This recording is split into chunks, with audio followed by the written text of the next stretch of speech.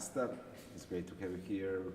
We met quite a while ago, and it would be great to tell us more about porn politics and our first conversation we had. Well, the first time we actually met, it was at the Rijeka, the share conference in Rijeka, where I was speaking about the politics of porn and censorship of pornography, because censorship is something that we're actually dealing with every single day to some extent, and we don't really realize how big part of life that actually is.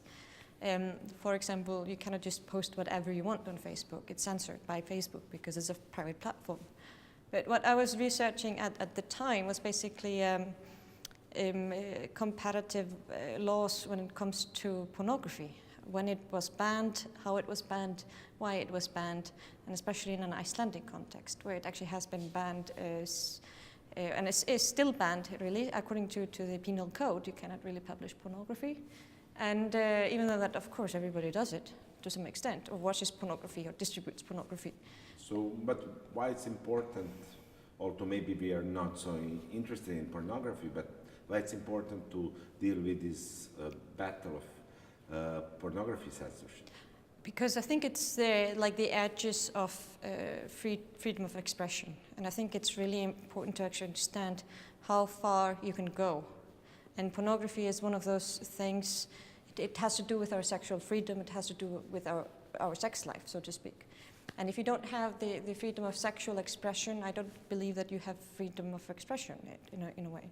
So I think it's very important to just understand it and be able to actually talk about it quite openly without actually going into details. What is porn? Why is porn bad or is it good? Porn is just a way of expressing something that is arousing some kind of feelings. And it's about the censorship. It's not about pornography. It's about the censorship that I was actually more researching, especially when it comes to like new technology. And because what is basically happening, especially in the UK, for example, is that they have been putting up much more pornography censorship on shields, basically, or filtering on the internet, because porn is so bad and it's terrible for the children and it will hurt them. That is the belief. Yeah. But now, like, you're very young for a politician, but you're MP in Iceland. How did you end up in politics, and why did you decide to take that road? It just kind of evolved in that direction, and it all began with censorship of pornography in a way. And the pirate party in Iceland was just establishing itself at the time, and we were preparing for elections. And at the same time, there was a debate about censorship of pornography in Iceland, because, like I said previously, the Icelandic penal code bans pornography. And the current Minister of Interior was thinking about having a porn shield to filter out all porn on Icelandic internet, because he believes it's bad. And that was when I just started to like understand that it is a privilege to be able to actually participate in a democratic society, and especially as a young person, as a woman even. And that has to do, and I thought it was like my social responsibility to participate. People may not agree with me, they may not, understand where I'm coming from, but on a personal level, especially after traveling in countries such as Iran, where I've both lived there and I've traveled there for quite some time, it felt like not only responsibility for my nation, but like for women and young people as a whole, to just seize that opportunity and just do it. So then, what is this core set of values Pirate Party is fighting for, and that you think that are crucial for young people and new generations? Well, the origin of the Pirate Party comes from the copyright debate in Sweden about the right to copy, whether or not you can actually copy something and distribute knowledge, distribute culture, distribute art. If you can whether or not you should be able to do that as a private person. What we are discovering is that the whole legal system around copyright is basically outdated. It doesn't encompass basically social norms of today. And it actually meant that some people that were morally, according to at least my values, were convicted for doing something that I thought was not necessarily a serious crime in a way, because of big industry lobbies that actually were not much more powerful than a single individual. And I'm of course talking about the Pirate Bay case here.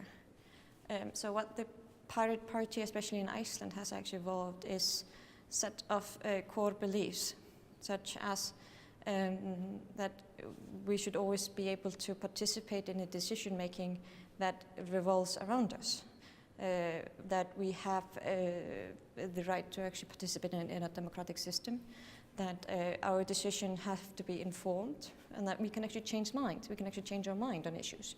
And just having that written down for a political party is actually quite revolutionary in my opinion. As well as we have to protect the one who has less power against the one who has more power. And especially in this copyright debate, the one who has less power is the user, and the industry is the one who actually has more power. Is it the same in a debate regarding regulating internet and stakeholders who have a lot of power and who have much less? I think it's basically the ongoing debate about democracy, and it's about being equal. And this is actually one of the greatest debates of today. Is actually the gap between wages has actually never been more. The 1% owns 90% or something. So the richer are just getting richer, and the poorer are just remaining as poor or even getting poorer. So this is about an equalitarian point of view, that if everybody has similar access, where it is either to internet or something else, jobs, money, then we actually make a better world. And we can actually see that in European countries who have more, that are more equal, especially when it comes to like gender, when it comes to wages, they are happier and they have less wars. And that, I think, is one of the main, like the big issues of the 21st century, is basically fixing this power imbalance that is so integrated into our society. And I think that reflects the internet debates very much, and about the governance of the internet, because there are very strong stakeholders that can't control very much. Nice. And when we talk about these things, we are usually talking together with theoreticians and people who maybe have some activist role and have a lot of ideas and small possibilities to really make something. But now we are talking with you, and both you and Pirate Party are now in Iceland in a situation that you could change something in next couple of months or years. So, and we had the Panama Papers, which in the last couple of weeks changed the dynamics in Iceland. So do you really think that a party like Pirate Party Iceland can change something in one nation regardless of the global trends? I think we have already changed the nation, so to speak.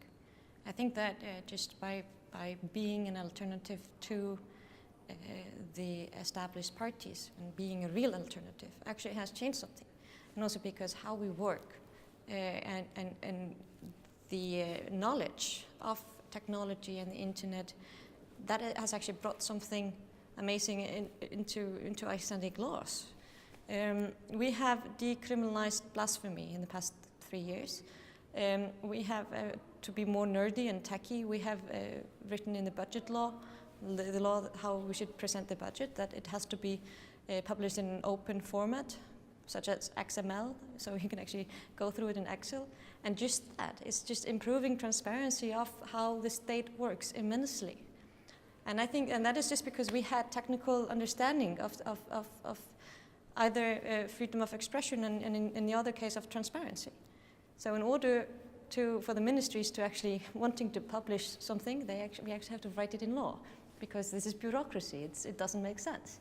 It only follows the rules. And if it's not specifically said that what you have to do, then they will say we don't have to do it. And it's really clear that you as a party play a really important role in Iceland as opposition. But do you believe that you are capable to get into the power and play the game from the other side? Personally, I would be ready to do it. I think that you have to play the game to fight the fight. And I believe the game that we are playing currently is extremely important to play till the end. Because even though people like Peter Sunde says that we have lost, I don't believe that we have lost. We have lost maybe one battle, but it's not really about losing one battle. It's about losing or winning a war. And we are, I believe that we are at classes of civilization, classes of culture that are being extremely, you can actually see it so clearly nowadays. It is, for example, the refugee crisis. We are seeing it with the Panama Leaks, that there are so many different cultures, but everyone just wants the same safety net, in a way. And we have to somehow make sure that the world is going more in the direction of equality and less to the direction of absolutist powers, tyranny, and division of wealth, because that has not helped in the past. That was more or less the cause of the French Revolution in the 18th century. It is likely that there be some island in the Atlantic Ocean with a maybe different government, but that's also an island in the global network. So can we expect as users from Serbia or from Morocco or from Brazil to get some benefits of good regulations in Iceland? I think maybe, yes. I think that we can be an example, but I don't know how much you can just take that and implement that into other social structures. Because, I think Iceland is ready for this change. I think Iceland is ready to actually make radical changes in how we do government and how we do governing and how we make law. I think it's because we have had this discourse happening since the crisis in 2008, that we need to fundamentally review our systems and fix them, because we are basically building up a 21st century systems on 17th century bureaucracy, monarchic bureaucracy of absolutist king. And that is something that we just need to change. We need to actually build democratic system bottom up, not top down, because our democratic systems comes from the king. He was so nice to actually give us democracy. He was very nice at the time. But that is also just the, yes, I think you will probably benefit, like the world will of course benefit from something like this happening. But if you can just like copy paste it, I'm not sure. I think it takes much more of a social dialogue within a nation or within that area to actually make that happen. And what is your advice for us who think of maybe trying to change something? Should we work on independent, brand new political parties with clear ideologies and goals related both to technology and other social issues? Or should we work with existing political system and try to argue to other political parties that they implement these values in their agenda? I think both. I think both is necessary. I think, I think it's extremely important to not stop fighting just because you think you lost. Because I mean, just having some representation, just be together and work together, because we are much stronger united than divided. I mean, that is just like, that's why we wage wars in armies. It's because it's so much stronger when you have more people behind you. So, I mean, working together is also one of the most difficult things that the human being is confronted with. We dislike more or less working together, and we start arguing, and we face disputes all the time when we are working together because we are human. But that does not mean that it's not possible. I mean, it's difficult, and that's why it's difficult to run a nation. That's why it's much more easier to actually have a dictator in a way. But it's about the values. And for the end, like, what's your position on Brussels and EU in general?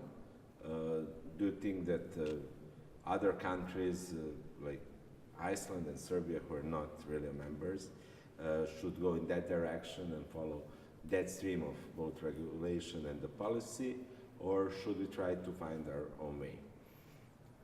I think whatever the EU is turning to be, it's probably a unique opportunity in global history, where we actually brought different cultures and sat them down by one table.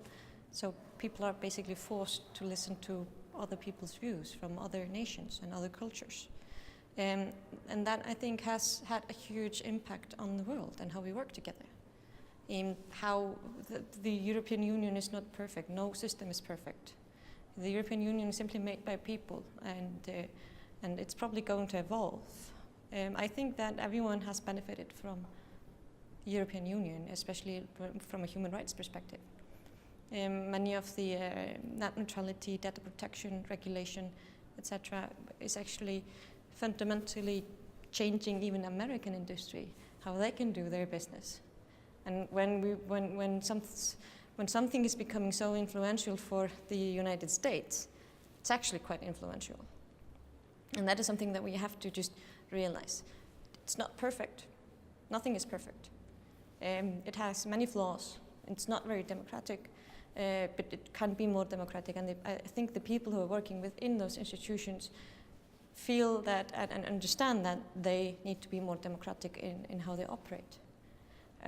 And I think there is a chance to change that.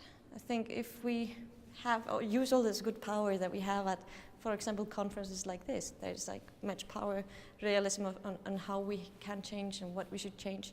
And if you use that to actually make the European Union into a better functioning body, to make collaborative decision making across nations in Europe, it can be fantastic, but it can also fail.